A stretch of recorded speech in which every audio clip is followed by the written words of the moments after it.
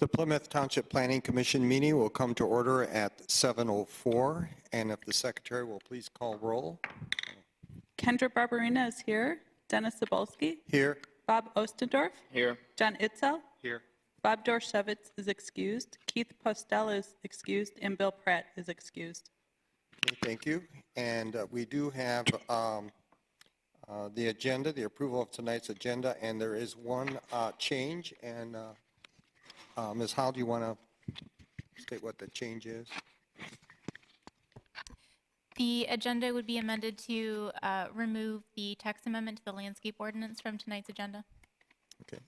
So with that, is there a motion for approval of the amended agenda? Mr. Chairman, I move that we approve the agenda as amended. Supported. Moved by Commissioner Barberina and supported by Commissioner Ostendorf to approve the amended agenda. All in favor signify by saying aye. Aye. Opposed? Motion carries. And the approval of the February 19th meeting.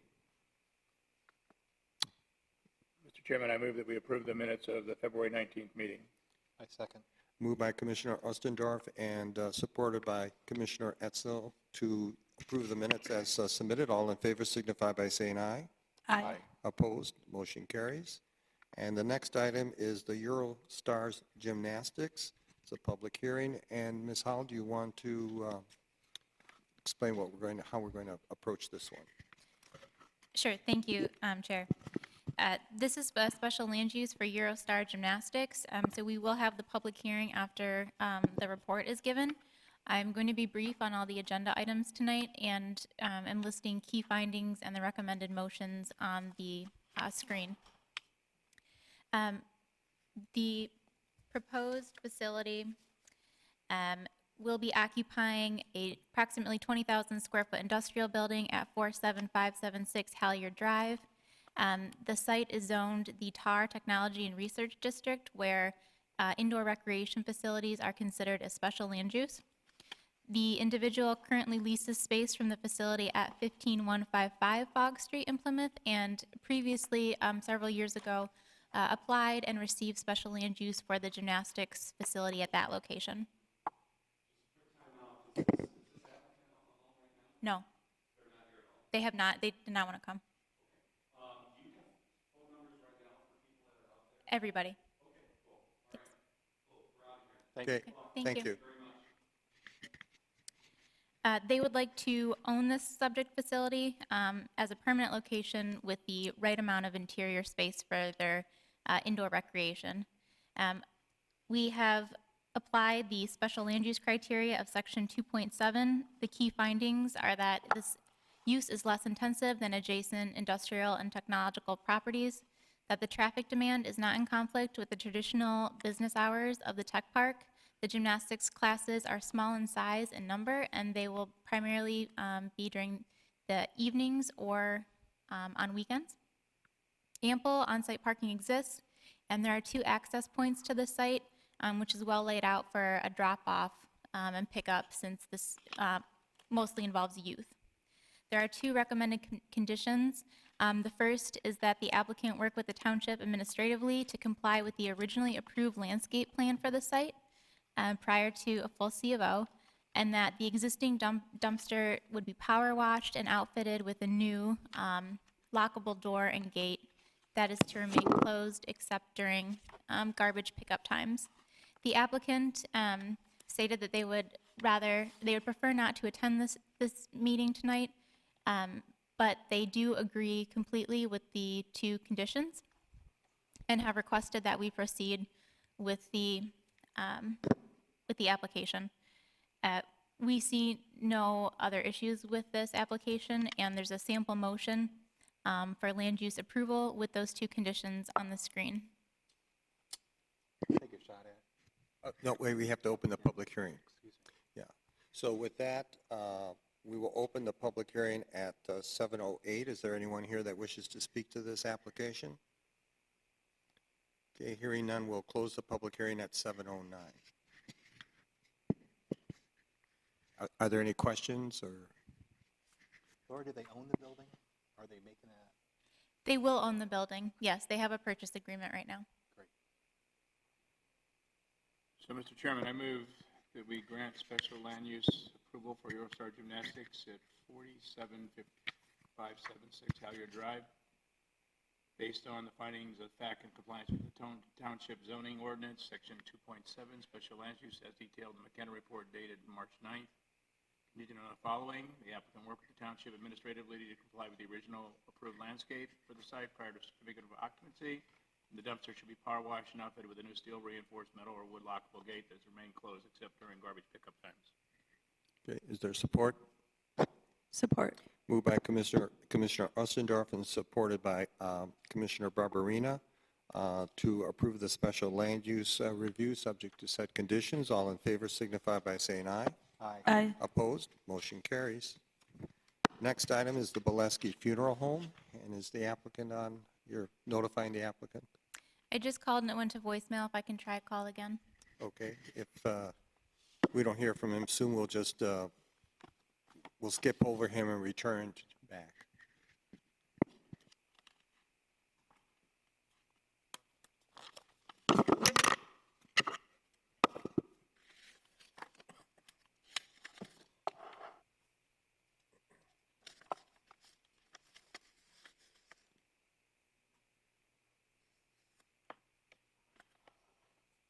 Dennis, regarding the Suburban Cadillac, do you have a copy of the comments that were emailed to us? If not, I'll ask for him. Okay, I'll ask when that comes out.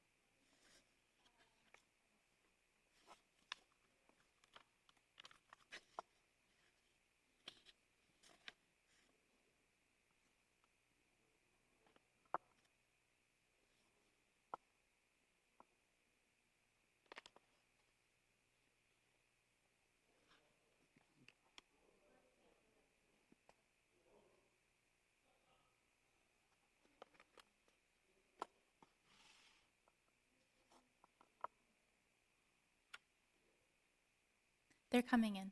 Okay, thank you.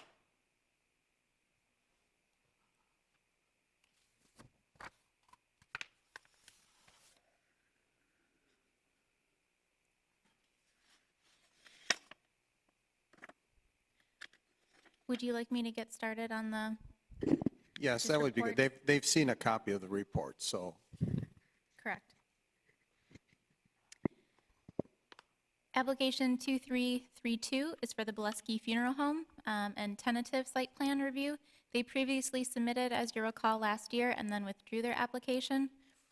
And they have since revised their plans and have resubmitted them for tentative site plan review tonight. Our key findings is that a funeral home is a principal permitted use in the OS Office Service District, which this is zoned. Wait, if you can just hold for a minute. So, your Pulaski Funeral Home? Okay, so if you could sit up here, and if there's someone here you've brought up, there's another chair. We have to keep the 6 foot. How many of them are you? Because we can't go over 10 people. Yeah,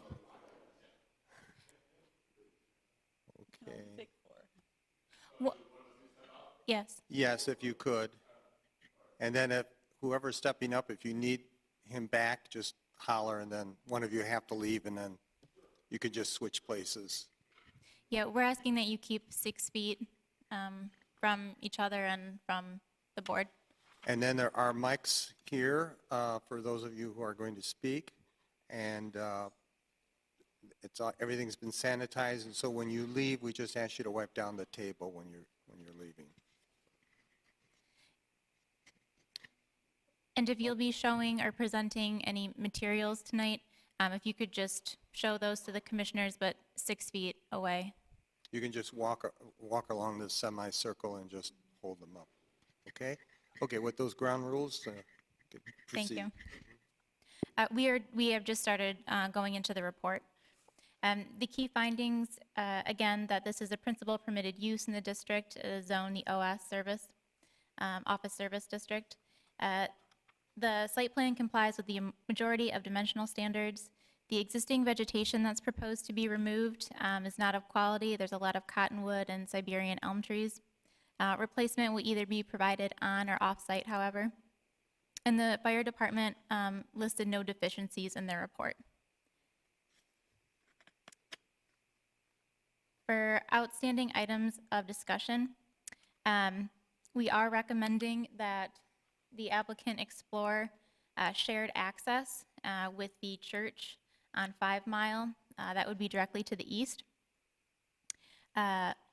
Instead of having the additional curb cut onto 5 Mile, as it's in conflict with the 2 other drives that are in Northville Township, but across the street, we're recommending that the applicant justify the additional parking spaces beyond what's required by the ordinance. We would like to see some of these spaces banked should they be needed in the future or when a future phase of the site is constructed. The building design standards, they currently don't meet the 70% masonry requirement. And we would like to see welcome to Plymouth Gateway signage at the corner of 5 and Haggerty, similar to other corner properties at the entrance of the township. They have supplied a render of the landscape plan. You can see in the hashed line where a future building might go as a phase 2, which would require site plan review and approval by the commission. But some of those parking spaces we would like to see left as green space until needed and reserved as banked parking. There is a sample motion that has been prepared to grant tentative site plan approval for Pulaski Funeral Home contingent on the outstanding items in the McKenna report, the outstanding items of the Spalding report, and then any other outstanding items as determined by the commission at a future date. The items in red are still for your consideration. This would be the number of parking spaces, the welcome to Plymouth Gateway, the building design, and shared access to 5 Mile. Thank you. We have the engineering report. The engineering report is for tentative site plan approval based on the comments that we provided in our March 4th letter from 2020. Okay, thank you. And you have comments? You introduce yourself as you speak. You got to use the mic that we're being. Yeah. You gotta turn it on. Yeah, It's it's all sanitized. You gotta hit the green, so it Just turns tap green. on top and see if it's on. I'm not sure if it's on. There's a little button there. Right on the Jesse, front. the one that you have in your hand may not work. I think just the one and the other. Sure. So, that good. My name is Jesse Parkinson, and I'm with Green Tech Engineering, and we are the civils and the surveyor for the project. Alongside me is Jeff Pulaski, owner, and I think he has a couple of staff members here as well as the contractor. So, if we have any questions on construction, we can answer them. Anything to do with functions of the building and hours of operation and staffing and parking, the owner can answer. But I'm here to say that most of these comments look pretty fair. We've been through this about a year ago. We came in with an iteration, and just to let you know, there is a little bit of difficulty with the site. We are 2 parcels that we plan to combine, so as part of the recommendation, we have to perform a parcel combination. And secondly, so to get the area we needed to really have this function, we needed both parcels. But secondly, there's a lot of gradation on the site that might not be apparent at first sight. So there's about 10 foot of drop in elevation from the west property line to the east property line. So as part of the project, it was really challenging to create a building pad and parking around it that's somewhat flat and usable for typical funeral homes. We like to accommodate all, handicap accessible and walkability, maneuverability of the site, stacking for cars before the trip to the cemetery. So it was a challenge, and we've gone through many iterations. We've moved the building to the front, we've moved the building to the back, and to both get the building high enough in the air to get exposure and keep it as close to the intersection as possible was the ultimate goal, just for purposes of exposure. With regards to our neighbors, typical of most funeral homes, we want to accommodate all denominations, and sharing an access with them in a driveway, it's probably not in our best interest sometimes, because we've we don't want to associate ourselves with one, we want to associate ourselves with many. So, and then in regards to the parking, I know these are two big elephants in the room, but the parking spaces, it seems that the ordinance, and can be discussed, but it seems the ordinance is not, it may not be up with the times as far as dividing the square footage of the, slips my mind here, the gathering areas divided by, I think it's 50 or something to get your, chapel floor space divided by 50 is the required spaces. So 50, I think 53 are only required with this project. But I think with his experience, we can talk to that. Jeff's experience, parking is always an issue. And in typical urban, in typical city settings, there's always street parking, but in this instance, there isn't. So any questions with regards to the recommended motion? We're here to answer. So does that help? Well, what is the maximum, there were no interior drawings, so what is the maximum amount of chapels or viewing areas? I'm presuming you may have folding doors or, have to accommodate whatever size.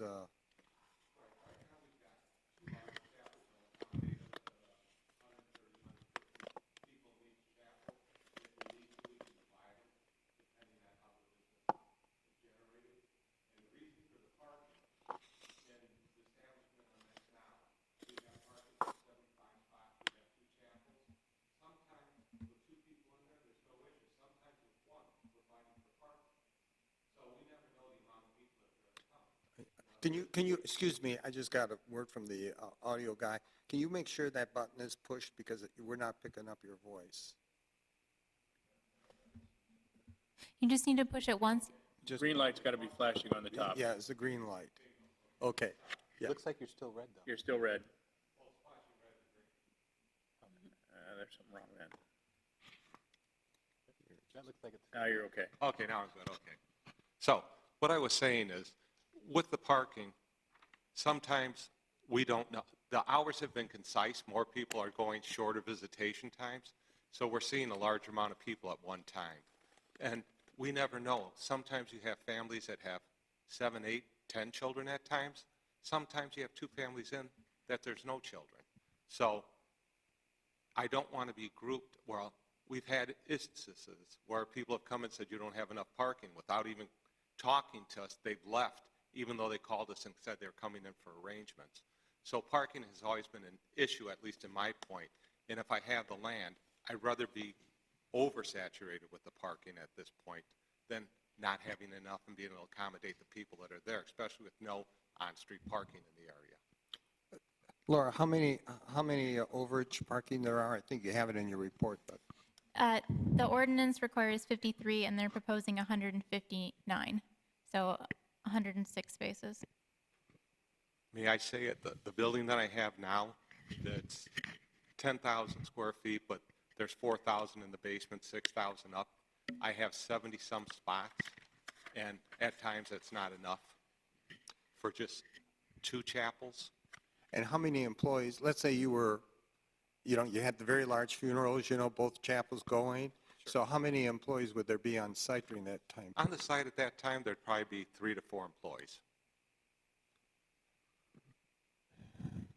So, Laura, on the calculation of the parking, how is that done for funeral homes? Is it look at the total square footage of the building, or is it the square footage of the viewing area? Or The viewing area is public or- correct. Well, comments from the commission?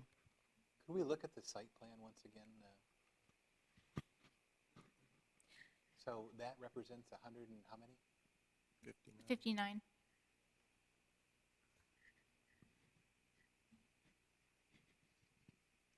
The planning department is not opposed to some additional spaces, but there are locations on the site where we feel that the parking is not in the interest of, public safety. For instance,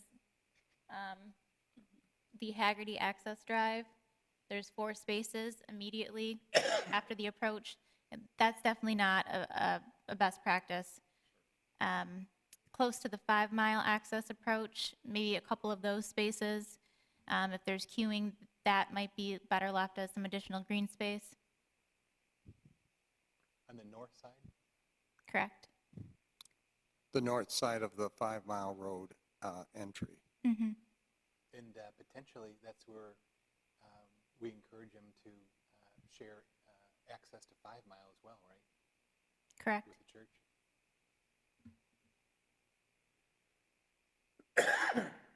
But the main reason you don't want to share that access with the church because you don't really want to be associated with one particular denomination. Exactly. One of our funeral homes used to be next to a church in East Dearborn, and we were the only thing on the block that wasn't part of the church facilities. And people go, oh, I didn't know our church would come here. We thought you were just for this church. Right. So we don't want to be, I don't know how people associate that, but that's an association that has happened to us. I can understand that. I mentioned earlier too, just about the grade, just so we're all on the same page here. There's a 5-foot retaining wall along the east property line just to make the grade work. So just imagine a driveway over there that kind of connects into the church's driveway. It's going to have to, go down in elevation, which impacts not only the width of the driveway, but beyond in both directions. Well, I think this might be a topic, this is unusual circumstances, having this meeting today. So I think that, and I'll leave this open and see what the other commissioners feel, but perhaps we would probably have the Administrative Review Committee, which is a smaller group. It's myself and Laura Hall and the building inspector, or chief building officer, that would meet. You can, resubmit before you get the final approval, and perhaps reduce some of the spaces along the 2 entryways to make them safer, make sure there's clear vision lines there. Sure, I have no problems with that. I was told that, because at first they were talking about 125 spots or so, and then they maximized it out, and I didn't see those 4 spots as you first came in Haggerty. I have no issues. I mean, I can understand not wanting those there. And taking a few off the 5 Mile at the entrance there, I can understand that without a problem. Well, I think it would be good, too, to look at the whole landscaping plan. I mean, see if you have adequate landscaping. There might be some further smaller reductions if we feel like you need some additional landscaping. We really can't look at this at this stage, but when you have the full plans developed, we can look at that a little bit more. What are your thoughts? I agree. I think that there can be a compromise, not to the maximum number of spots, but somewhere in between, definitely. And how do you feel about the Plymouth Gateway entry? Is that something? Yeah, so I think our landscape architect has had conversation with Laura just, I think, yesterday. I was curious because across the street, right on the corner, you have a sign there, a Plymouth Township Gateway entrance. So I didn't know why. I've gone to other corners, and I've only seen one there. And it's on the southwest corner by the daycare center. There's a gateway sign there. So I thought that was overdone, being one on each corner, where I've never seen that on other corners. Well, that's something we can explore. I'm trying to think where there are multiple signs. I'd have to think that through a little Sure. bit. But we do try to identify all the gateway sections into Plymouth Township. So we'll look into that if that's, Okay. consistent with what the other commissioners feel. Yeah, I'm not sure if maybe this site would have more room for a gateway to the township compared to across the street. So is the motion then to send this to the Administrative Review Committee and go through both the number of parking spots and the what do you call it? Yeah, well, Laura and I had some conversation prior to the meeting on how, when she was putting these recommended motions together. Is this an appropriate one to have the committee look at it again? What process would recommend? It's certainly possible this is only for tentative. So to make a recommendation to grant tentative site plan approval, and then that last bullet on here, to have a development meeting with the Administrative Review Committee prior to final site plan consideration. That we can take the time to look at it. Normally, we would do it at this kind of meeting, but we're trying to keep the meeting time as minimal as we can. So if I understand right, you're recommending that we would meet administratively, and then once we meet and decide on a solution, we'd come back for final, Right, to this right, meeting for right, final? right. Okay. We would Yeah. grant tentative approval today, though. Right. So, to keep the process going. Yeah. But we're shortening our review at this particular meeting, but, we could have that pre-development meeting and, work out, something to everyone's satisfaction and then bring it back to the commission for their final approval. They would still have the option to look at everything that would have been done between this smaller meeting. So you're understanding that we're sort of doing some of that we normally would have done at this meeting. One of the other issues that were in the report that is the building materials, and I think you brought some here with you. And without a color rendering, it just, to me, and I'll let the other commissioners chime in, it was just, I just felt there was a mismatch of materials there, and maybe a coloring rendering would help. So we emailed a color rendering earlier today, and I'm not sure if that was put in the presentation. No, I just have the landscape render. Okay. Our architect, he's in Minnesota, he emailed the floor plans and the renderings in case we had that come up here today, but that's, May have been too big okay. to come through. Are your materials no longer, you replaced them, is that what you're saying? No, it was just, it was something that came up in the letter, and we thought, hey, we'll put it here on display as some Can you sort of explain visual. then what you have as far as what goes where? Okay, so can you speak a little bit better to this? I mean, so this is the brick that This is approximately the brick. We really didn't go over those details at this point and that, so this is something close to what we're looking at. We hadn't gotten into picking out the outer materials per se and that, but we know it has to be done with recommendations or approval from you folks. But this is something from the samples that we saw is something that we could live with at this portion and that. So it'd be something similar to this or close. Yeah, if you look at the elevations in the plan set, you can kind of see where the brick is hatched versus the siding. And I guess I apologize. I thought we could get that in front of you. Well, we have For a the visual. paper copies here. Okay, but not within those paper copies. There's some kind of neat looking color Right, yeah, renderings. they're, So these are just the black and white versions. So. But Laura, isn't the question not necessarily the color, but the Oh. material? the siding material, it seemed like there was an awful lot of siding and. Yeah. If you can just walk it, just keep 6 feet from us. Correct. Currently, the materials don't meet the 75% masonry requirement. That's a much better rendering than Okay. what was submitted, yeah. So I think with that comment, we can say we'll comply. Thank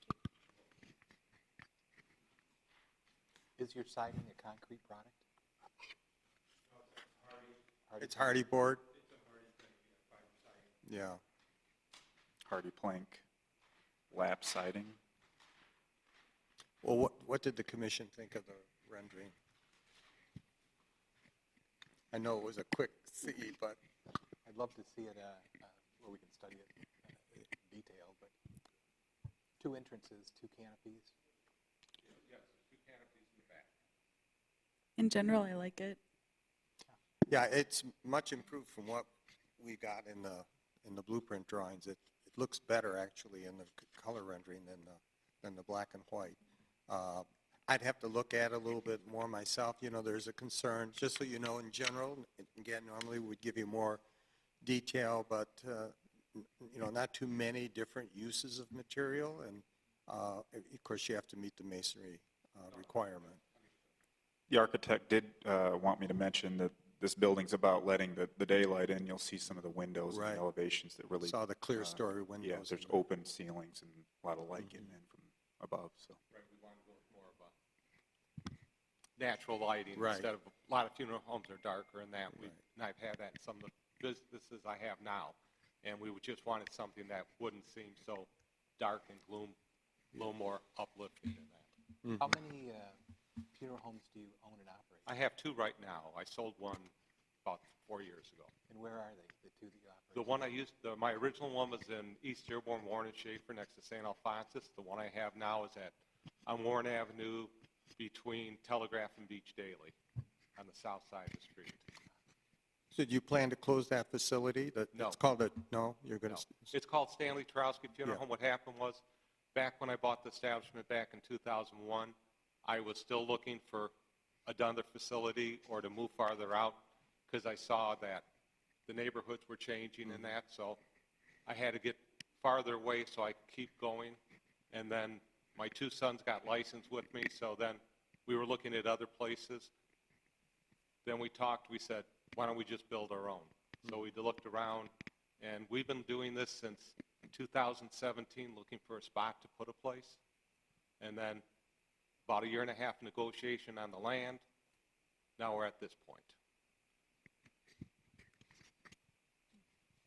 What would have precluded you about a year ago, just over a year ago, you came before the board, to the commission, right? So we submitted plans, we had review letters, we canceled the meeting. We wanted to really look at budget.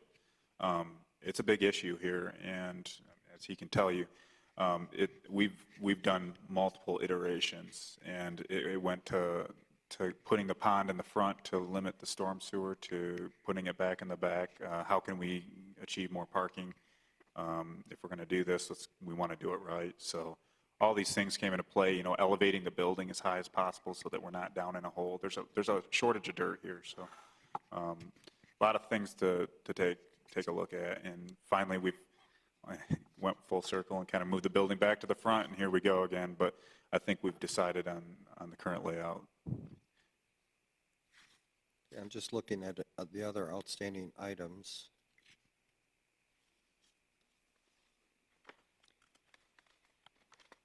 So you don't have any other issues, we were talking about the lighting and all of that? So the lighting's not an issue. We'll adjust the lighting plan to comply. Are there any outstanding issues here that you do have a problem with, or you would like some further direction? So we're going to do the lot combination. That's not a big issue. We're going to be going in front of the ZBA for the variance on the building. It's a challenging site, and we've pushed the building as far east as possible in order to achieve those parking spaces along the east property line. It's a necessary requirement, and to get the footprint that we have and we're happy with, it's a challenge. So that's about a 10-foot variance off of the Haggerty Road right away. So that's an uphill battle, but we're willing to try. The other things on the list are pretty much typicals. We've had conversations with Laura, our landscape architect, called, and if the gateway is going to be required, if we decide that is a necessity, we're just going to extend the gateway walls a little bit. That offers the opportunity of a little bit more landscaping around the walls, and I think there's a difficult time putting those trees in the 5-mile right-of-way. We're going to try to achieve 4, but I don't know how we're going to do it. So we've kind of placed them elsewhere along the frontage of Haggerty. So yeah, the landscape comments are pretty straightforward. We're subject to review for Wayne County review on the stormwater rain garden. So things that you guys are offering, what we can do with that little space at the northeast corner of the site, we really our hands are tied because Wayne County has their own requirements for landscaping. So parking, you've heard about those.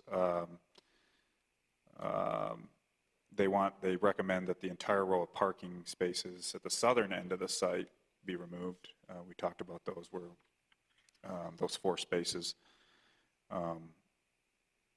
Building design, I think we're willing to comply on those, and then lighting we just spoke about. So engineering comments were pretty straightforward. I think we're farther along than most projects at this stage. Okay, any other issues that the commission wishes to address right now with the applicant? when you come back, probably will be the additional commissioners. There are 3 missing ones here, so, may have some additional questions. Laura, do you think that, we talked about the 5-mile shared access. Do you think with the county there'll be an issue with getting another curb cut on 5 Mile, or is it too premature? I'm not sure. Jeremy, can you speak to that at all? What was the question? Oh, if in fact there's not a shared access to 5 Mile with the adjacent property, do you think the county is going to likely allow another curb cut there? I would think so because it's from 2 different, roadways, and the lot is big enough that it would accommodate the 2 curb cuts.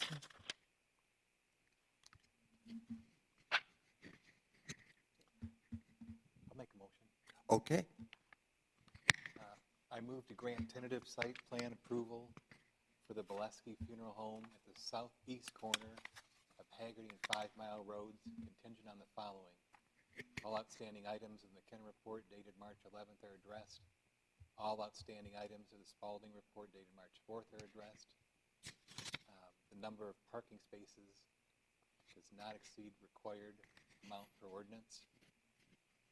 The welcome gateway entry is considered. Building design complies with ordinance minimums. Lap siding is minimized.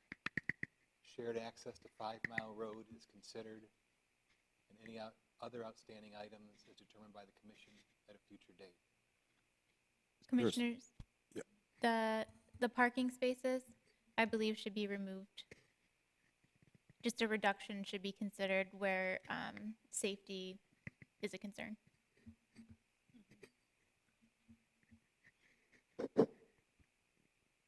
So to remove that whole line, or just how would you suggest wording it?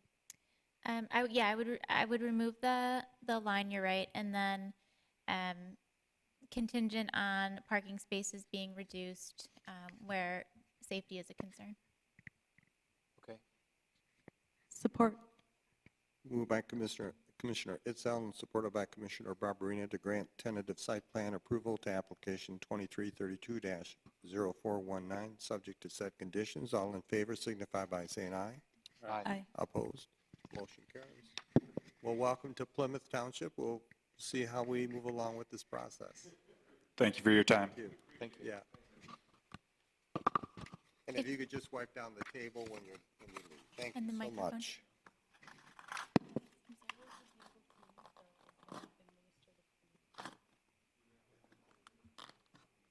No, we don't have that. So it may have been too large. If you can try and have them resend it tomorrow. Yeah, and then if we don't have anything, if you can send it in the morning, if we don't see anything by afternoon, then we can try like a file transfer or something.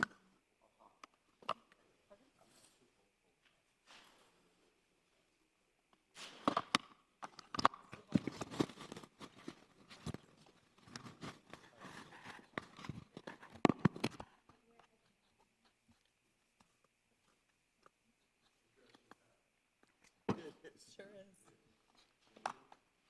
Never thought you'd be doing this at a meeting, right? Yeah. After every funeral, we walk down every chair. Yeah, okay. Well, hopefully you won't gain too many new clients after this. Only here when you need them. Yeah, okay, good. Thank you so much. Thank you very much. Thank you. Yeah. For the commissioners, I really am not interested in staying in this meeting until after 8 o'clock. Okay. And we have to spend more time, I think, expediting this thing. It's a tentative site of tentative approval, and we spend 30 minutes on it. Okay. Well, we'll try to move quickly on the next couple, but we'll have to move quickly. Hi, good evening, Brad. Hi, if you can sit at the table by the wipes, we're going to keep distance this evening and just use a microphone, and then at the end, if you can wipe everything down. Yeah, right Yes, here. the one And with the we're- lapel is the working one.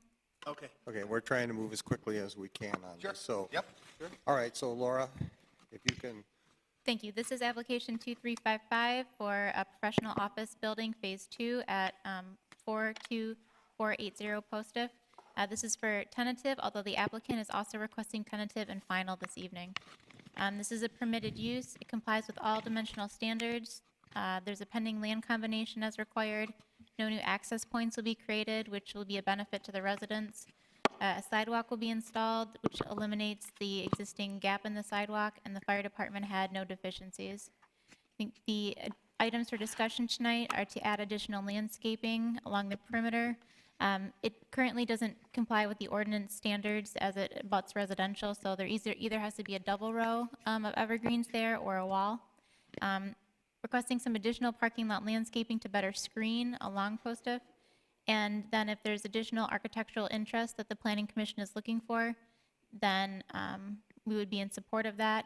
These highlighted areas here are where we're hoping to add some more screening just for the headlights and the view of parking for residents. And this is the architectural renders. They will be almost an exact match to what's there today, which is residential in scale.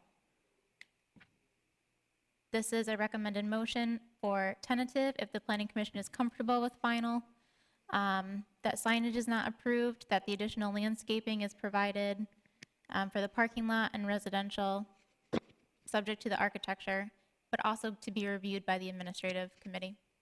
Okay, engineering report? We recommend approval of tentative site plan based on the comments provided in our March 6th letter. What about final? What was that? Final? And final as well. Yeah, contingent on final engineering review. Are you ready for final two, Laura? I would be more comfortable if the administrative review committee could meet to review the plans once those items had been addressed. Okay. Do you have any issues with the outstanding items in her report I do not. or any of the recommended motions?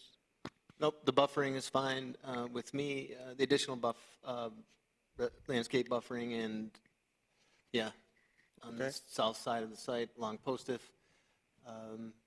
I suppose the west property line as well as the additional, and that's all good. Signage, I would like, I need to consult with the township a little bit more, planning department, on what signage is allowable.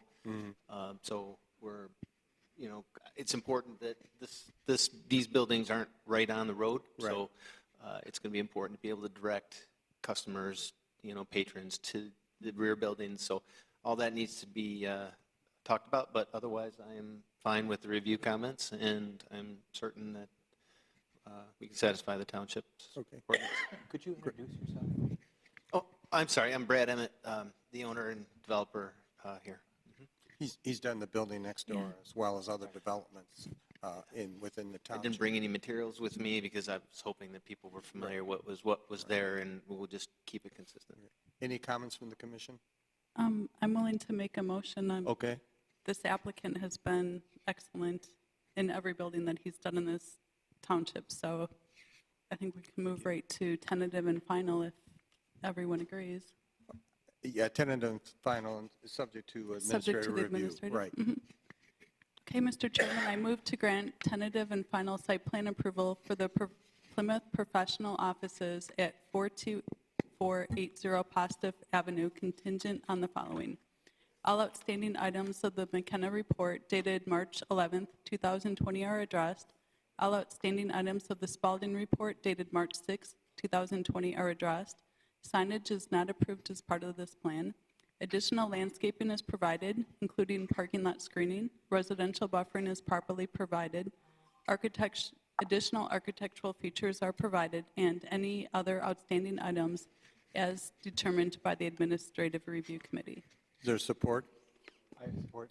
Okay, moved by Commissioner Barberina, supported by Commissioner Isel, granting tentative and site plan approval to application 2355-0220, subject to said conditions. All in favor signify by saying aye. Aye. Aye. Opposed? Motion carries. All right, thank you. Thank you, Commissioner, Congratulations, the fastest tentative Yeah. and final site plan approval. Thank you. I Okay. appreciate that. Okay. Okay, got the next one up?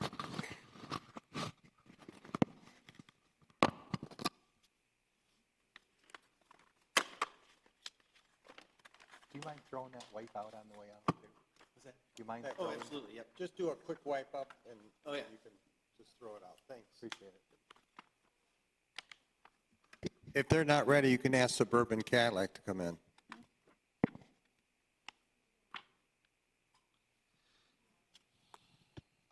And Laura, there was a letter from a neighbor for suburban Cadillac. Do you have a copy of that? No, I can pull it up. Okay.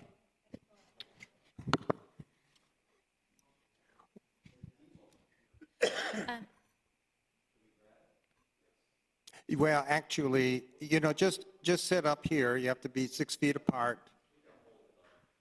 And, yeah, Gentlemen- we're trying to move this along as quickly as we can, so.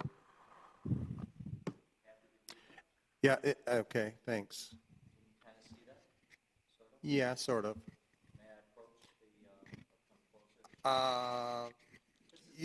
Yeah, okay. Why don't you just leave it there, and Laura's going to give us a brief summary of the report first. Okay, thank you. This is application 2312, Ponds of Andover. This is for tentative cluster housing development. They already received their cluster housing option in 2018 for 7 residential units. They are removing some vegetation. Replacement trees are provided. They're providing a internal pedestrian pathway with benches along with a dedicated open space.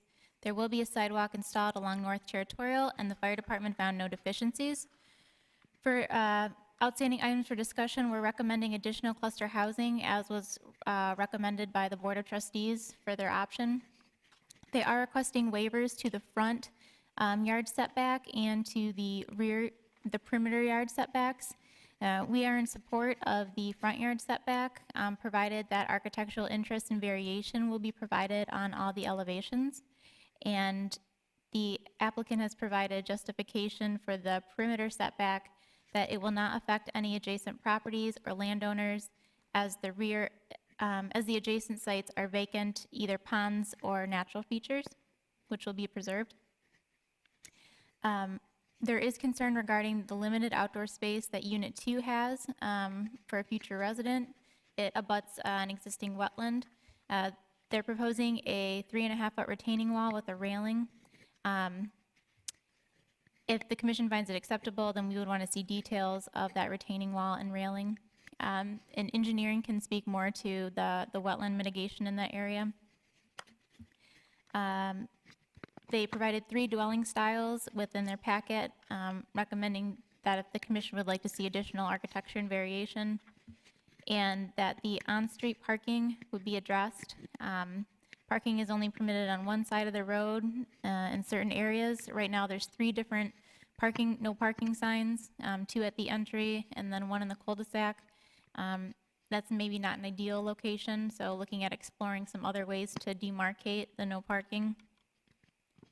And this is a recommended motion for tentative development plan approval.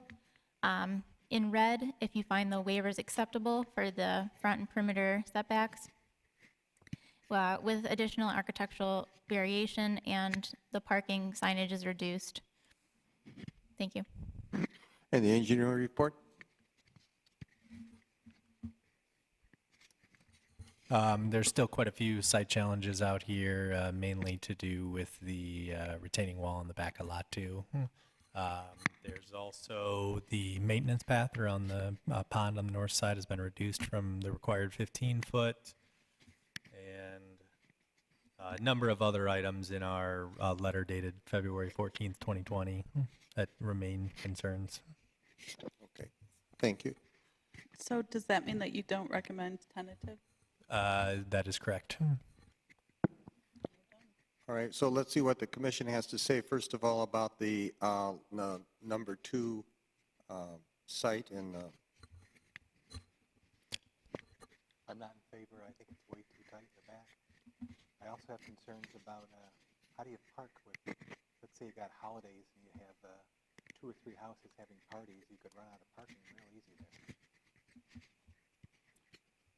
Would you like me to make a presentation or just respond to questions? Well, we're trying, this is an extraordinary time, so we're trying, and we have one more applicant after you. We're trying to keep this meeting to a minimal. Correct. It seems to me, frankly, that there are still a lot of outstanding issues that I'm not sure if we have really the time to address it today, given the restrictions that we have, imposed upon us. So I think that we may have to have another pre-development meeting, and you can raise some of those issues up. So I think what you can expect from the commission today is some guidance on how they feel about this presentation. But feel free if you can keep it down to 5 minutes. I hate to put that on you, but I can, I believe, so Okay. if I could at least start. More and more of the developments now are moving towards empty nesters, much smaller lots. The mega mansions are, the era of that is virtually over. In every community that I work in, including the community that I represent, we are leaning towards empty nesters, much smaller lots. People don't want to have an acre to take care of anymore. They want much smaller. They want to concentrate on themselves and internal a little bit more. So lot number 2, we have specifically proposed a patio area level with the walkout basement in that. And then after that wall is wetlands. Those of you that have been around long enough know that there are many, many people that would love to just be sitting right on a wetland adjacent to the wildlife and the ducks and the water, and they do not care about having a badminton net and a volleyball net behind their house. They want to sit outside, they want to watch what's going on, but they don't need 50 feet of lawn to maintain, and that is just one of the lots here. So this is a in-your-face environmental type project, and all due respect to your engineer, we have approval from Wayne County, we've got approval from the DEQ to do what we proposed here, and we actually made a change from, after taking all the input from this board, the pathway used to come down this drive, or down between these two homes.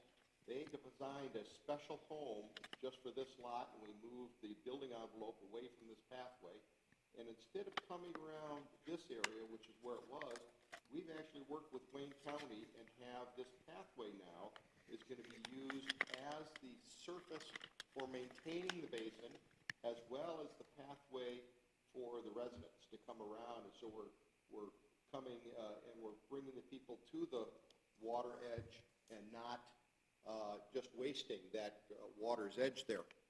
So we have dropped an area. We've dropped an entire lot from here. So we believe that this is hitting a market for people that want to be in a tight area and appreciate the views and the ambiance instead of a typical subdivision. okay, what are your thoughts, John, about Well, it's in a flood zone. What's in a flood zone? I'm sorry. The whole, it says to me, the whole thing is in a designated Zone A flood area. So if you're going to put these people right on the water with the water thing in the back? No, that represents the statement regarding this entire parcel. This entire parcel, this is floodplain. However, we've actually identified the floodplain on the shoreline. So this project, we are not filling in any floodplains at all on this project. Well, I'm more worried about the people that are in Lot 2 on the retaining wall and the fact that they're going to have a water thing behind them. That's not going to be affected by being in a floodplain? What we've done, we've filled in this area, this dark area here, and we've mitigated that over here. So they're going to have a porch area right along this dashed line here is not the floodplain, that's a do not disturb line. The floodplain is back out here. So Does engineering agree with that? Is that the way you guys see it? The floodplain is on the kind of northwest side of the Northwest property. side? Yep, northwest So side it's of the not going to property. affect Unit 2? Unit 2 is wetlands area, and they've identified that on here, and they do have a permit from what was the DEQ back in 2018 that shows the amount of fill that needs to go out here. right. So we've gone above and beyond and gotten all the agency approvals that we need in order to accomplish this. We just are asking you to recognize that the developer, Mr. Tony Randazzo, is looking to market towards somebody like myself. I own 20 acres. I don't want to take care of 20 acres anymore. I want to be on a lot like this and travel a little bit more and relax and not have to worry about putting up horse fences anymore. So this is specifically geared towards this ambiance that we're proposing. May I interject? If we can satisfy, what's your name, sir? Engineer? Jeremy Schroet. Jeremy? Yes. If we can satisfy some of Jeremy's concern, would this board be more receptive to considering this? Well, I think you should have some kind of conversation with the engineer. There's no question about that. That's something we can't resolve today. And I That gets believe too most of technical. Jeremy's stuff are subjective, and that's why I'm appealing to the board, so you can give some guidance to Jeremy. If Jeremy's saying, I'm sorry, I don't like a retaining wall 15 feet out from the house because I personally don't like it, that's different than him saying the engineering won't substantiate that. And as an engineer, he should respond to, can it work? Will it work? If the planning commission wants it, is it an engineering issue or is it a planning issue?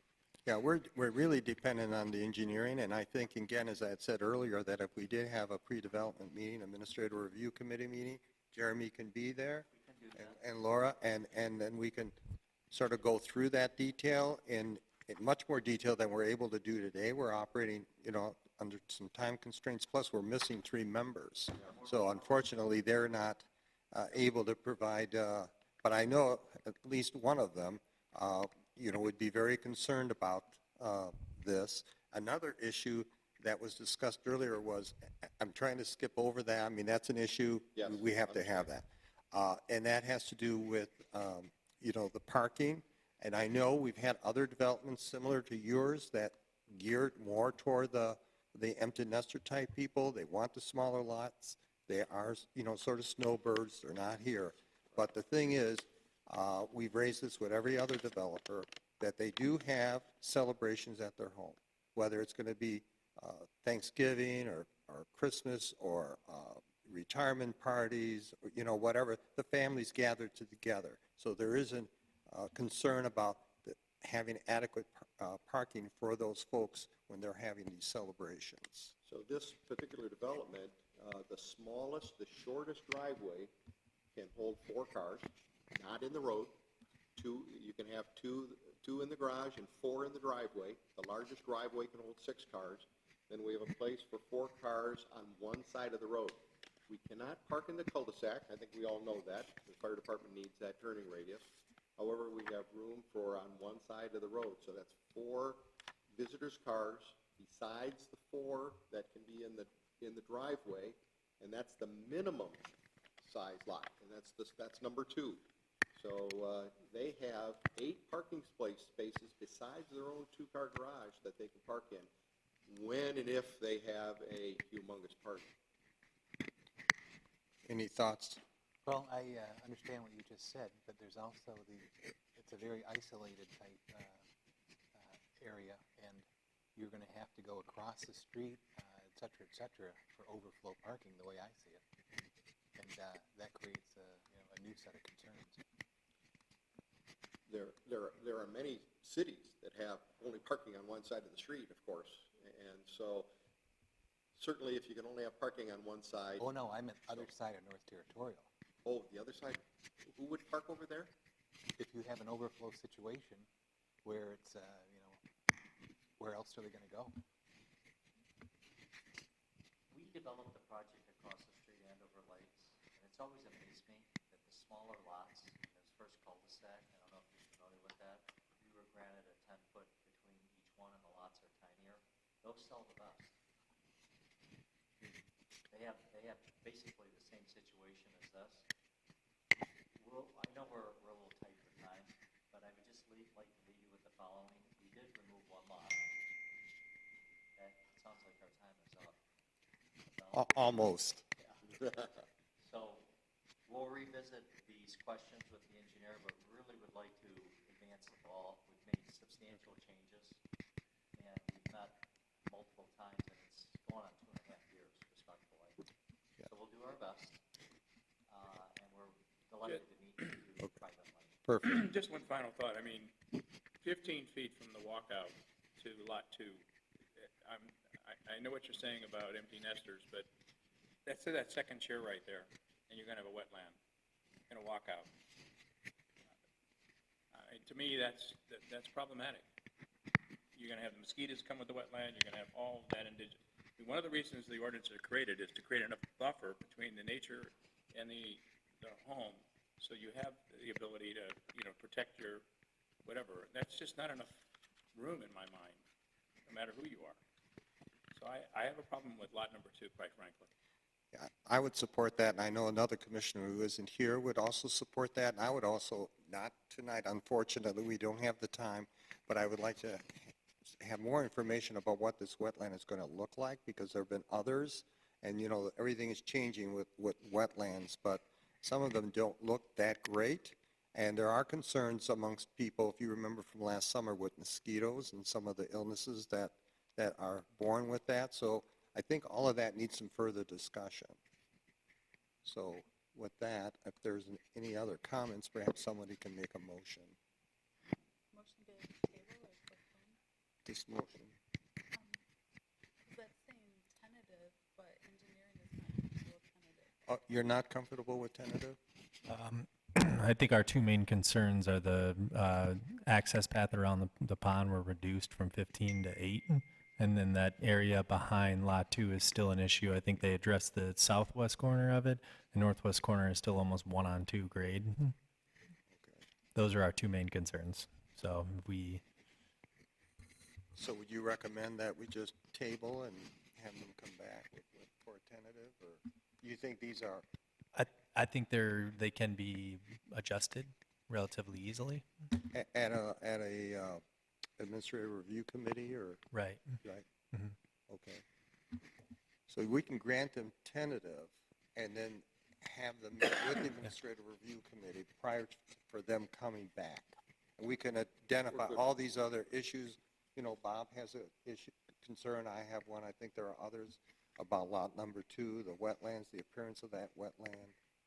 The parking needs to be looked at a little bit more carefully, so I think that we can address that. I know it's unprecedented that we would take this, but.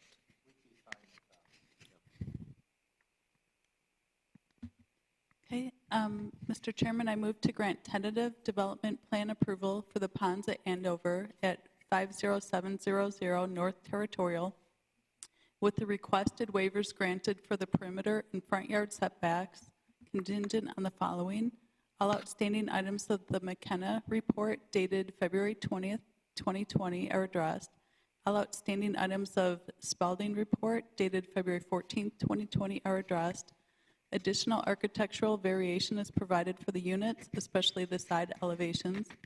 Parking signage is reduced and on-street striping provided, and any other outstanding items as determined by the commission at a future date, and that the administrative committee would meet to further discuss these items, especially the items of concern by the engineer. Okay, is there support? I'll support. Okay. Moved by Commissioner Barberina and supported by Commissioner Itzel to grant tentative site plan approval to application 2312-1018, subject to set conditions. All in favor signify by saying aye. Aye. Opposed? Okay, motion carries. Thank you, Commission, Okay. very much. We will work very hard to address those concerns. All right, thanks. Thank you. And if we can just ask you to take one of those wipes and wipe down the table, thank you very much.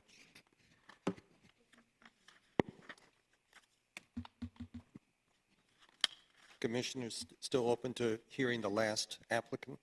There's two more. We have Oh, 2 more. Two more? We have the Burger King again. Oh, We have the Burger Suburban King. Cadillac. Yeah, I didn't turn the page.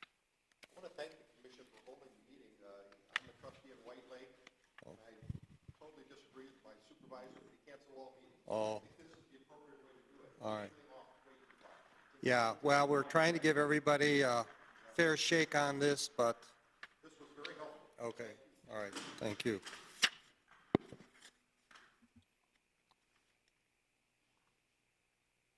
Are they coming in? Yes, I called them. They're on their way in. Is it Suburban or Burger King? Suburban.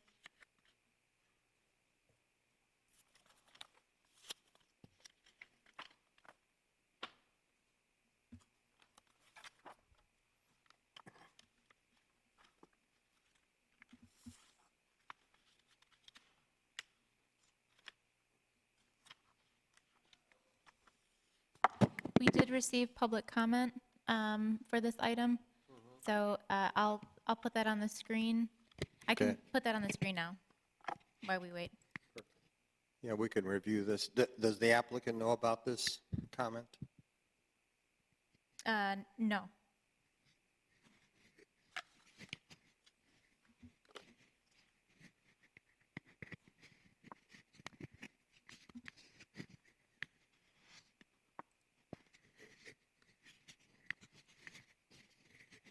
Well, it's not pulling up, I'm sorry. But I can read this if that's okay? Yeah, you can read it. Okay. My name is Marilyn.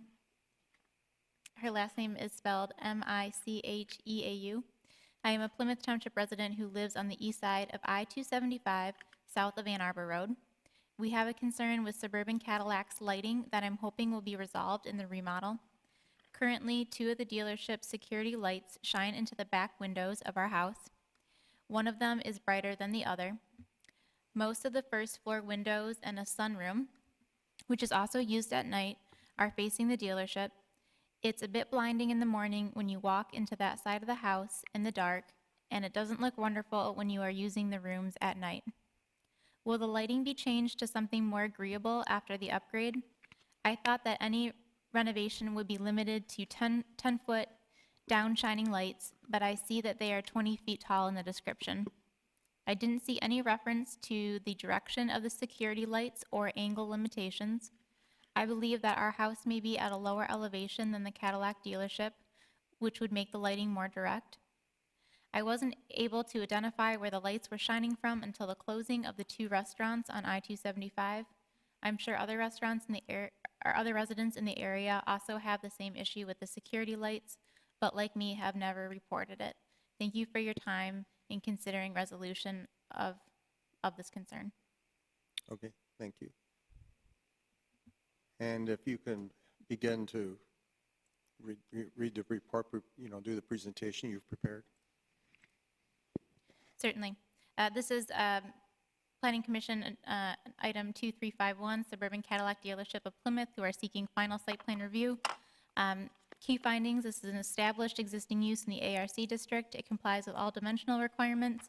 New landscaping in compliance with today's standards will be provided on site, and the fire department has no deficiencies. As we previously discussed in regards to landscaping, they have provided additional landscaping on site. And while they are deficient in the parking lot landscaping, you can see they have a net gain of 13 trees across the site, but they are still deficient 105 shrubs. These are elevations of the facade.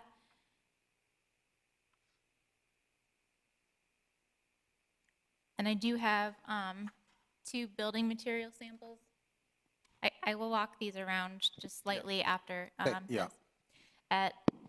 So outstanding items: payment in lieu for the deficient parking lot shrubs, a waiver for the facade materials as they consist less of the 75% masonry, determination on the illumination levels. In every site across the township, there's a maximum of 10-foot candles, but the Planning Commission can consider 20-foot candles as a maximum for auto dealerships, and they are the maximum allowed. The pole lights are 20 feet, which is the maximum height allowed in the district. For car sales, you can see that that's 19.6-foot candles. The front parking area is 10, and then the northern parking lot circulation area is 18. These have been reduced since they came to the Planning Commission for tentative, and we are requesting that the applicant supply information on how the lights will be dimmed during non-business hours. There is a recommended motion here to grant final site plan approval, granting a waiver to the 75% masonry requirement for the new facade, as it will complement the existing facility, contingent on McKenna items and Spalding items addressed, a reduction in illumination levels. I put no greater than 15-foot candles as a recommendation to start. It's up to the purview of the commission. A reduction in the proposed pole lighting height to 18 feet, also discretion of the commission, and that lighting will be dimmed during non-business hours by at least 50%, also discretion of the commission. And lastly, that these items would be reviewed by the administrative committee at a future date. Okay, thank you. And the engineering report? We recommend approval of the final site plan condition on all of our comments from our letter dated March 9th. Okay, thank you. I have a question. Yes. Laura, would you say that what you have in your motion there would satisfy the neighbor that wrote the letter? Not the 10-foot in height, but those are typically decorative lights that we would see on the streetscape. 20 foot is the maximum, and we commonly see that. 18 is a little bit better. Where is this house on this site plan, the lady that's written the letter, do you know? It's across 275.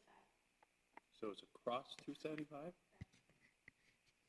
So you're not going to see it on this. I mean, no. So it's at least a half mile away, probably. Very good. Hi, Jason. Do you have any problem with those recommendations there, Jason? 15 versus 20, 18 versus 20 and 15-foot candles? Jason, you need to have a mic on. Yeah, you need to put the The mic, one with the lanyard on it. right. Because gotta it's be a green recorded, light. we have to pick up Hit your it so voice. it's a green flash. There you go. Ready to hit the button? You're good. You're done. Good. So in regard to the lighting, when we were here last time, the photometric plan that was presented to you at tentative was a modeling of the light poles as they existed on the site today. And what we've got back in front of you today is a brand-new photometric plan where we're proposing to remove all of the existing light poles that had the characteristics, I think it was up to about 50-foot candles originally. So we're going to remove all of those, replace them all with brand-new poles with new LED light fixtures and heads. And the plans in front of you are modeling the lighting levels that will be present during business hours, which I think Monday through Thursday, they're open until 9, and then all the other days of the week, they're open until 6. So the levels that are there are going to be the business hour levels, and then after hours, because we're switching to all LED heads, we can program that. So we can do a 50% reduction after business hours, and that'll drop that down. So I think the 19-foot candle maximum that's there now after hours is going to be, 9.5. So that'll fall, I think, well within the guidelines of the ordinance. I think the hotspot too, if you look, the 19-foot candles, the way the site's laid out, you got the building, there's a few rows of parking, and then there's the green belt at the front. So there's poles at the front, there's lights on the building. They're not able to throw adequately to the middle of the parking lot, so we had to add an additional pole out in the middle of those two areas, and that's what's generating that 19-foot candle spot there. I was on that site maybe a week or so ago, and I was looking at the pole lights that are along Ann Arbor Road, and they're, best way for me to describe it is there's sort of like a panel, and they're tilted toward it. Are those lighting heads going to be the same? No, those are all getting completely removed. I think there's like 8 or 10 across the Right, board now. right. So those are getting removed, replaced with a fewer number of poles with the new LED fixtures that'll be shielded. So the view from the right-of-way won't be. So they're going to be cast more downward, because these seem to be casting across the parking lot Yeah, toward they'll the be building. more downward projected, and again, the lighting levels at the property line are 0. It's internal to the site where they'll be throwing the light. So I believe that adequately. You're okay with all these items in red then? The pole height and the 15-foot candles, I think we'd have to go back and discuss. If we can meet the brand and dealership requirements for the lighting levels, I think we're at 20 feet right now with everything we're proposing. Do you mind introducing yourself? Sure. Sorry, Jason Longhurst with Noack and Frost Engineers. Very good. So if you don't have a problem with any of those, other than, checking with the branding people, with the light pole, Yeah. then we can, if the commission has no other questions, we can move ahead on this and then have the administrator review committee just look at those Just submit an last updated items, photometric because plan. we're trying to keep these meetings to a minimum. Sure. We have one more after you, so have any other issues with what the recommended motion is or in the report that you received? No, I think we're good with all the other comments. Any comments from the commission? No. Are we ready for a motion? Sure. I'm ready to make a motion. Okay. I move to grant final site plan approval for the Suburban Cadillac dealership of Plymouth 40475 Ann Arbor Road with the waiver of the 75% masonry requirement for the new facade, as will complement the existing facility contingent on the following. All outstanding items of the McKenna report dated 11 March are addressed. Spalding report dated 9 March 2020 are addressed, and a reduction in illumination levels to greater than 15-foot candles, and a reduction in proposed pole height to 18 feet. Lighting be dimmed at non-business hours by at least 50%, and all other outstanding items determined by the Administrative Review Committee at a future date. Support? Who You supports? didn't, I'm sorry. You didn't have his mic on. Is that going to be a problem? No. Mine was on. Yeah, no, I don't think so, because we have it right there. Very good. Yeah, mine was Is there- on. Is there support? I'll support. Okay. Moved by Commissioner Ostendorf and supported by Commissioner Itzel to grant final site plan approval to application 2351-1219, subject to site conditions. All in favor signify by saying aye. Aye. Opposed? Motion carries. Thank you. Congratulations. If you could just take a wipe and wipe down the table, we'd appreciate that. Thank you. The microphone too, please. That's the most important. Back down to Jason, please.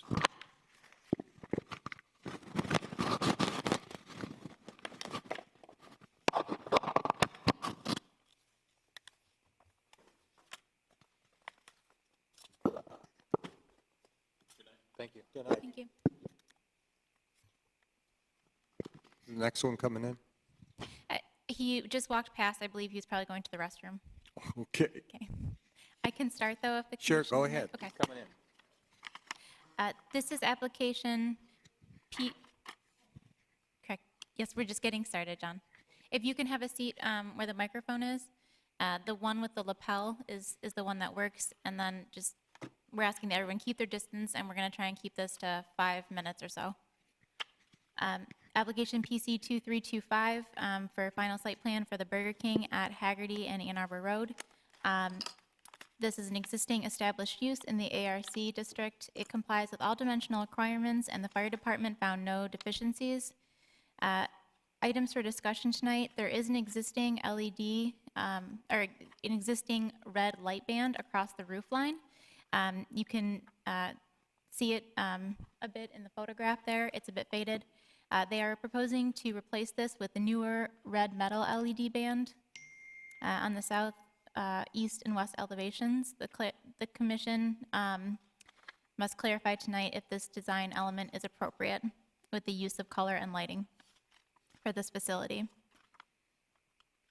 Here's the elevation where the band would run along the east facade. At the March 2018 meeting, when tentative site plan was granted, the commission approved 3 building-mounted panel signs. As you can see, that's one panel sign on each facade. The signage request today is for a wall sign to read Home of the Whopper on the east elevation, merchandise area on the east facade, and a monument sign at the corner of Ann Arbor and Haggerty Roads. You can see here the yellow merchandise area on the brick, and then Home of the Whopper as part of the canopy signage. So those 2 items must be addressed. And then as far as the monument sign, for the interest of time tonight, we're recommending that that just be resolved with the Administrative Review Committee. So the recommended motion tonight is to grant final site plan approval contingent on the outstanding McKenna items, that the monument will be reviewed and finalized by the Administrative Review Committee, depending on the direction of the commission, that the red LED light band is permitted or not permitted, recommending that merchandise areas are not permitted. We have consistently not permitted those at any drive-through facility in the township. That signage is removed from the drive-through facility areas, and that Home of the Whopper signage is either permitted or not permitted. Thank you. I did not see an engineering report for this. Is that correct? Oh, Commissioners, Dan Hammond from DPW had reviewed this and had no issue. Oh, okay. All right. Thank you. I forget, the Home of the Whopper sign, was that red? What was the Home of the Whopper sign? It's actually, if I may, it's actually white. It's white. That's why That was actually on the original site plan that we came for the first meeting. That's why I thought it was actually approved, but it is actually a white. That's why it was so hard to show a color rendering of white. Is it backlit? Yeah, it's actually sitting on the awning. It is not on the building. It sits on the front of the awning. How did we address it with the other Burger King on 5 Mile? Similar issues, right? We did not permit it on the 5 Mile Burger King. We permitted a welcome over the overhang for the McDonald's on Beck. And how about, wasn't there a request for a light ban there as well? 5 Mile? I don't recall on the Burger King at 5 Mile, but the McDonald's requested, and that was denied. Laura, can you think of any other place in the township where we've approved something like Home of the Whopper? Or any other commissioners? No, the only other applications have been the Burger King and the McDonald's that I've worked on. Okay. 'Cause I'm concerned about setting a precedent from other fast food restaurants wanting additional signage like this.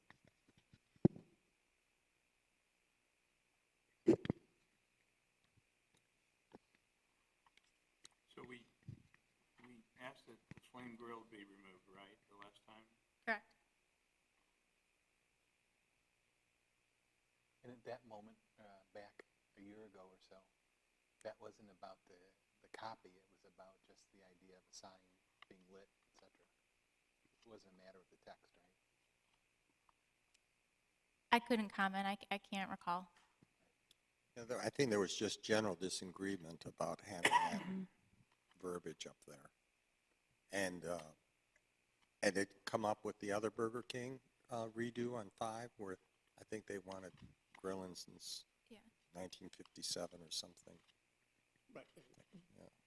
Yeah, that's okay. If you may, it's grilling since 1957. You either have to do grilling since 1957 or Home of the Whopper.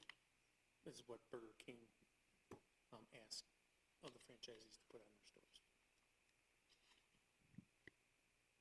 Laura, could you put the motion back up? Well, I'm in favor of the red LED light band not being permitted and the Home of the Whopper signage not permitted also. What does anyone else think?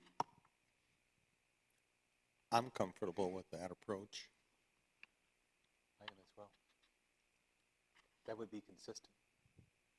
I'm sorry, you're Tom Davis, right? No. Could you say who you are, please? Yes, I'm John Pastor from George Pastor and Sons.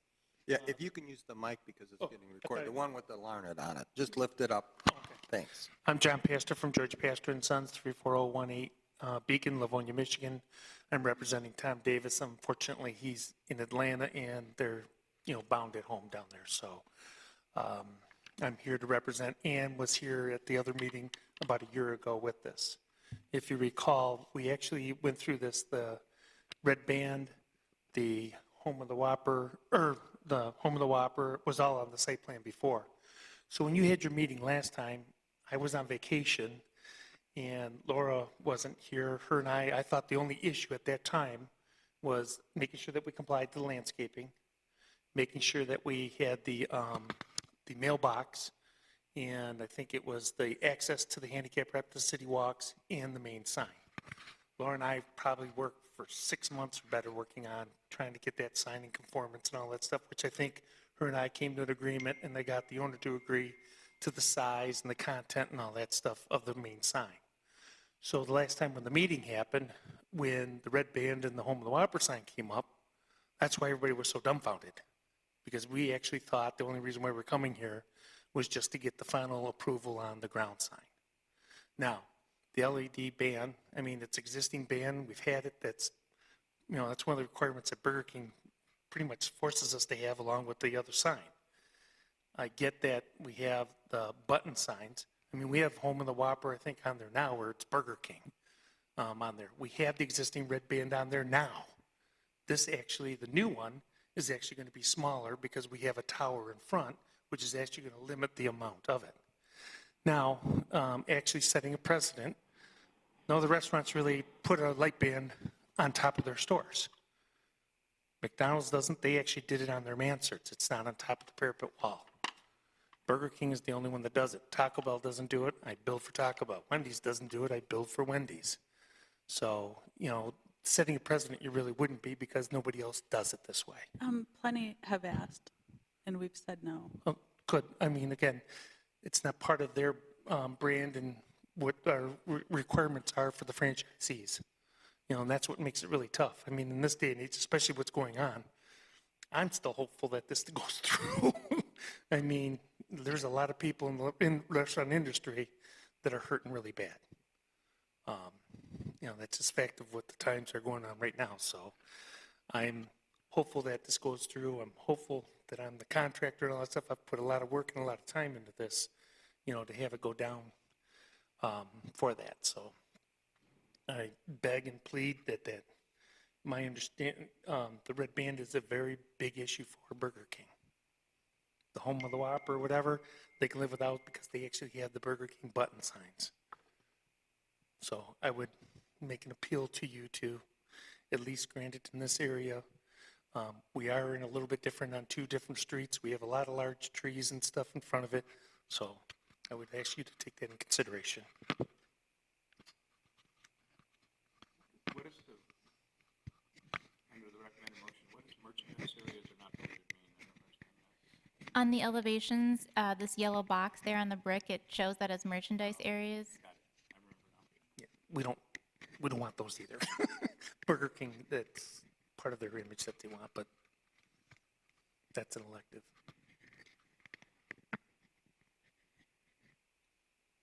Comments?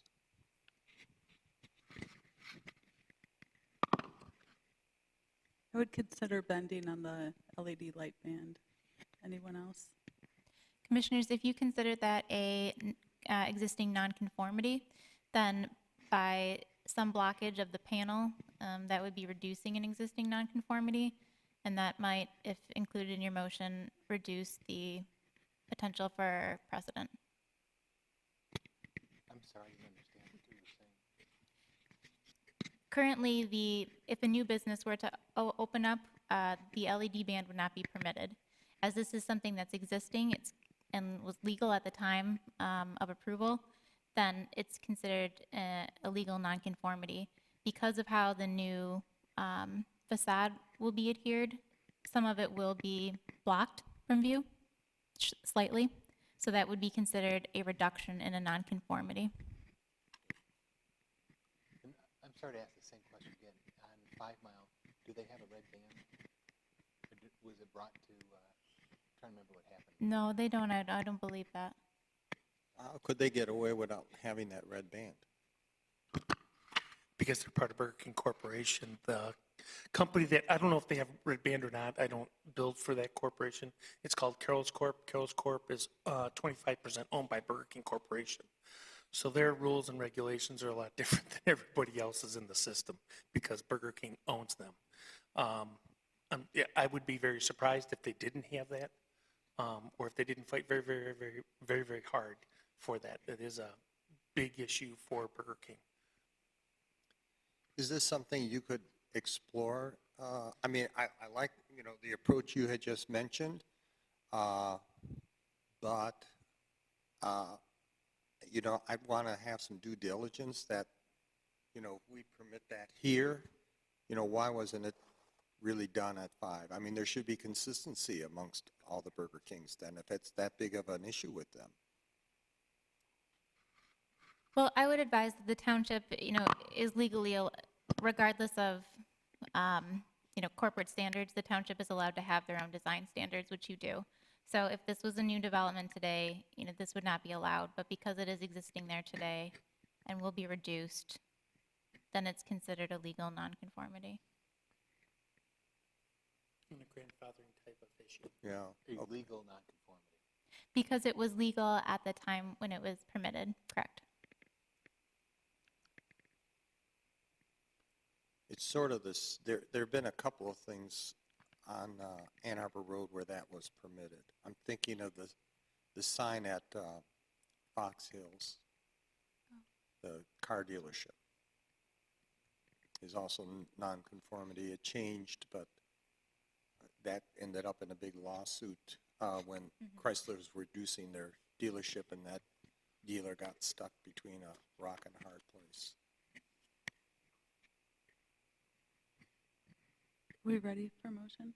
Yeah, I say we're ready. Unless someone else has any more comments, concerns? Okay, we're ready. Mr. Chairman, I move to grant final site plan approval for the Burger King at 40880 Ann Arbor Road contingent on the following. All outstanding items of the McKenna report dated March 10th, 2020 are addressed. The monument sign will be reviewed and finalized by the Administrative Review Committee. The red LED light band is permitted. Merchandise areas are not permitted. Signage is removed from the drive-through facilities. The home of the Whopper signage is not permitted, and any other outstanding items as determined by the Administrative Review Committee at a future date. Is there support? I support. You're saying the red light ban is permitted? I don't support that. Okay. All right, so we have Commissioner Oberdorf votes nay, but we have 3 ayes, so the motion does carry. Is there, well, I think we're, we voted, right? Yeah, because we didn't take a formal vote. So all in favor signify by saying aye. Aye. Nay? Opposed. Okay, so, yeah, and I already mentioned that. Okay, that's it. Thanks. Thank you. I appreciate it very much. Okay, and then if you could wipe down the table before you leave. Okay, thanks. Okay, the zoning ordinance text amendment, we're going to talk about at another meeting. Correct. Okay, and we have the monthly report. Does the commission have any questions on the monthly report? Looks good. I move that we receive and file the monthly report for the Planning and Zoning monthly report for February 2020. Is there support? Support. Moved by Commissioner Barberina, supported by Commissioner Itzel to receive and file the February 2020 monthly report. All in favor signify by saying aye. Aye. Opposed? Motion carries. Is anything else? Is there a Mr. motion for adjournment? Mr. Chairman, I move that we adjourn. So is there support? Support. Moved by Commissioner Barberina, supported by Commissioner Itzel to adjourn the meeting at 8:35. All in favor signify by saying aye. Aye. Opposed? Motion carries. We're adjourned.